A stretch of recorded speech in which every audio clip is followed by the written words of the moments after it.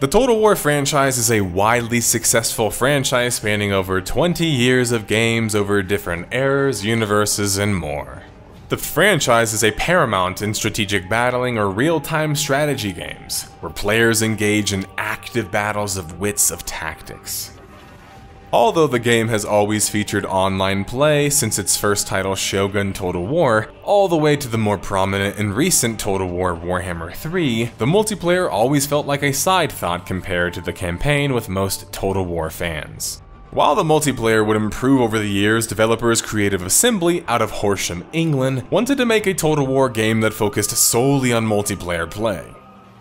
That's what Total War Arena was, which launched in open beta February 2018, and was published by the dual partnership of Sega and Wargaming of World of Tanks fame.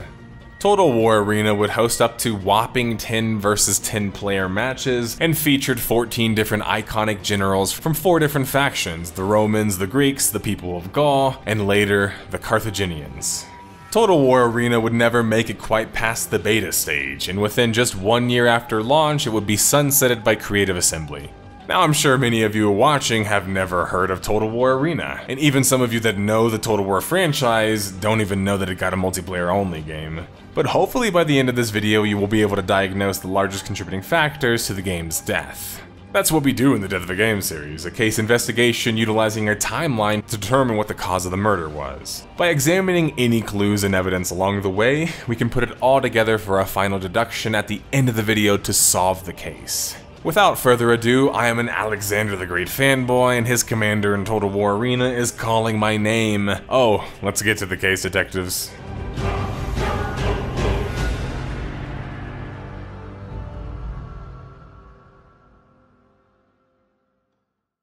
The story begins 13 years into the reign of Total War as a franchise. Creative Assembly by December 2014 had decided to announce intentions of developing and launching a multiplayer-based Total War project. Total War Arena would be initially published by Sega, but they would then enter a joint publication with Wargaming. That I will talk about more later though. But for all intents and purposes, the partnership seemed like Sega was leveraging Wargaming for more of their experience in online free-to-play games. Total War Arena, as it was being dubbed, would be utilizing Total War Rome 2's engine and allow for up to 10 versus 10.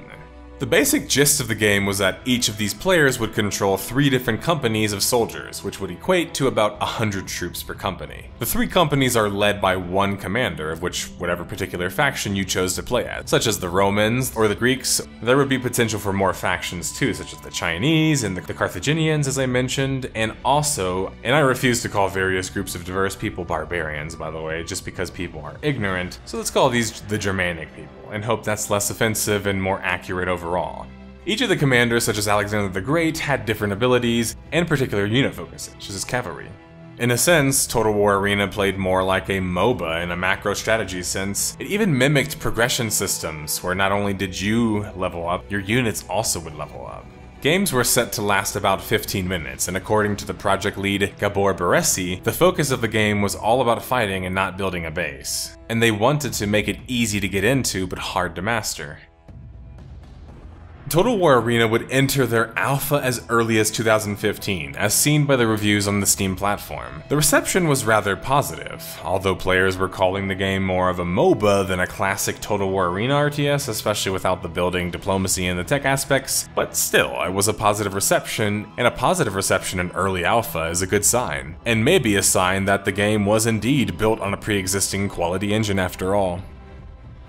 More information would be released concerning Total War Arena June 22, 2017. The project lead battle designer Elliot Locke would state that although the players would only control 3 companies and not the previous 40, the 3 companies would be far more micromanaged, really selling the whole MOBA comparisons. These comparisons are interesting, because, well, the Total War team never actually acknowledges them, which might seem like their way of trying to just be seen more as a Total War game in a sense, but going from a war simulator to more of a small battle simulator was going to be a significant change, strategy or not. Not addressing commonly called criticism or points of interest isn't smart though, because especially if you're trying to convince your fans that this is a genuine Total War product.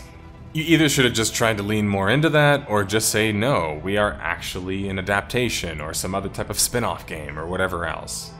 The more pressing concerns, though, about Total War Arena were going to be concerning the monetization, especially with the entrance of wargaming.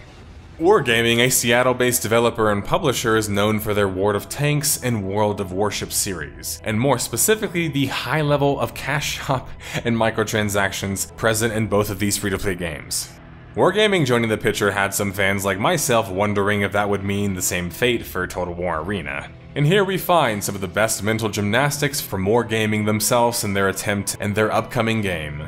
To clear any concerns about what I just mentioned, Wargaming producer Jose Edgardo Garcia would state, "Now the thing is, Total War Arena would be under the Wargaming universe in our portfolio. That means they will follow the rules that our other games have." Wait a minute, that doesn't actually dispel anything, especially for fans who are actually in the know. In fact, people in the comments right now are probably chuckling about this, because it actually confirms they will be doing the exact same things, but it also shows Wargaming's slipperiness. I mean, when asked if the game was pay to win, this was the answer they gave. Definitely going to say no. Not convinced at all, when you're literally not at all acknowledging the other games in the stable that you referenced already exists and, well, we already know have pay to win mechanics, by all definitions of the term. Remember, the producer said it has to be this way because it's now under the Wargaming stable, so it pretty much confirmed it. Total War Arena would launch into public open beta February 2018. To commemorate the announcement, Creative Assembly would also unveil Carthage as a faction, including the legendary commander Hannibal. The open beta would also feature the 3.0 patch alongside the new content introduced. I find this a bit interesting because it seemed that Creative Assembly was confident enough in their core product to have an open beta already showcasing the majority of their game. I think this could be a positive thing. In getting people into the game, Creative Assembly could make the right changes for a proper launch. However, the problem was that when Total War Arena launched in open beta, it also included all of the launch-ready microtransactions and progression systems as well. Even if they were to refund things like sometimes some games do after they launch, and give players a wipe on progression even, there would still be issues where the players who missed paying in open beta would still be at a disadvantage. Technically, Total War Arena hadn't launched yet, but since they were charging for microtransactions, some reviews were already circulating about the game. Of the first to be quite critical of the game was MMORPG.com. While they lauded the endgame battling system that Creative Assembly was quite known for, and the variety of units and commanders in the game, their negative criticisms were concerning the microtransactions and the progression systems built to fulfill those.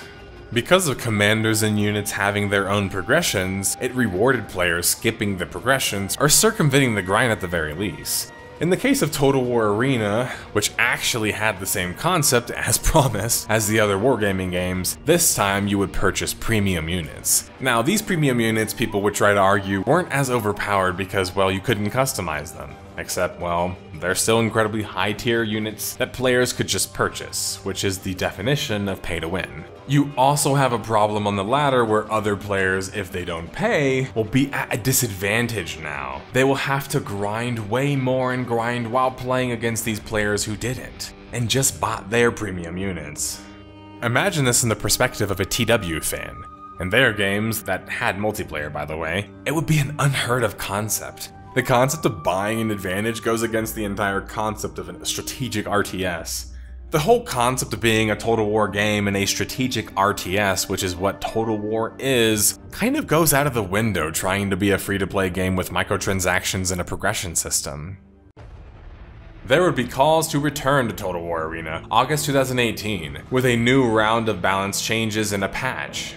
Many of them were good changes, such as faster progression, free skins given to you after progression, and matchmaking changes that would make it less common for higher tier players to play against lower tier ones. But these changes wouldn't be enough. Very abruptly, as within just a few months after this push, someone had given up. Whether that was the developers packing up things themselves, or, well, the publishers pulling the plug, one of the publishers pulling the plug, due to lackluster results. Total War Arena will shut down in February 2019 after the results of its open beta test failed to meet expectations. All we know about the game failing is, well, failure to meet expectations, which doesn't tell us a whole lot. But I think we can say that the monetization scheme just didn't fit a Total War game, and also the very bite-sized approach of the game compared to the other Total War games was also a factor. And there's something to be said about the poor overall marketing that led to Total War Arena stumbling so much before they could even fully launch. Now, the marketing could just be due to people learning about what sort of game it was, in both ways that I've already described. Is it an RTS game, more like a Total War game because it's bearing the name, or is it more like a MOBA? Or maybe it was a scenario of the publisher just not pouring enough money into it. For example, maybe Wargaming was the one that was monetizing, but Sega was the one advertising. Now, obviously, I'm making a joke, but we don't actually know. Regardless, Total War Arena, as promised, would shut down February 22nd, 2019, a rather fast and unceremonious end to Total War's first true attempt at a multiplayer-only game.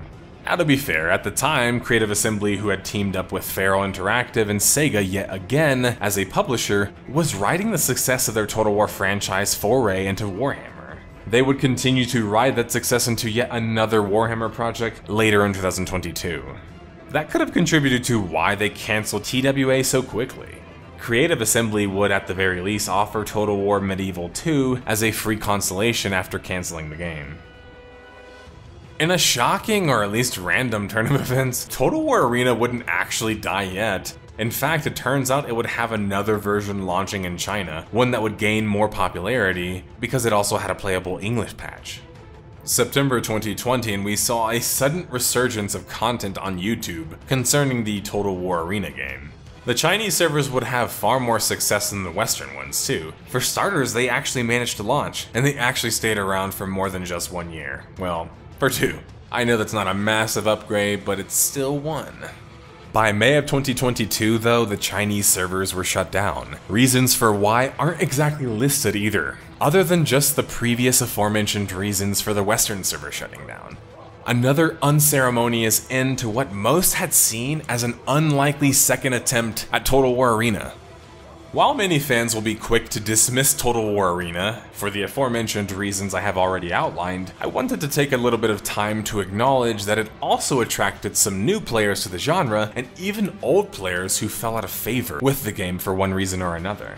While Total War Arena's differences might be off-putting to most of the player base, to some of it, it actually made the game more playable and more approachable, and the franchise as a whole then, therefore, more approachable. Because it was less focused on macro play and all these other things like tech stuff and diplomacy. It was also more recognizable by casual fans who weren't previous Total War fans because, well, it had MOBA-like sensibilities. To be clear, TWA was never sold as a MOBA.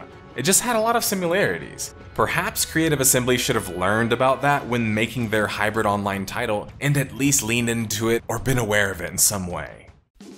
If you hear that music playing, it means we have gathered enough clues and evidence to put this case away, so we can move on to the next one. Final deduction time, detectives. Say it with me. Pay to win, slight or not? It didn't feel like it was made for core TW fans. It had grindy progression systems, seemed to have a lack of vision for marketing or what their audience was. And just like that, much like Total War Arena's time alive, if you can call open beta alive, this video has reached the end. We have solved the case, but I still try to leave everyone with some food for thought. I haven't gotten much time to play the recent Total War Warhammer game, especially due to them having this draconic DLC-like system that requires all 3 games to play the main mode of the game, but it seems like the franchise is doing quite well online, especially. Even if most players still seem to enjoy the game offline and the campaign system the most. I guess the point is in a sense, they made themselves redundant by making a way more popular game in a way more popular universe that people wanted to see that more online. One that ended up making way more money, I'm assuming, without having to have nearly as much skepticism initially, especially with wargaming being involved. Although I am not a core TW fan, I don't quite see the point of a Total War Arena-like project unless they had committed fully to it being another type of game. Anyway, thanks for watching, and on to the next one.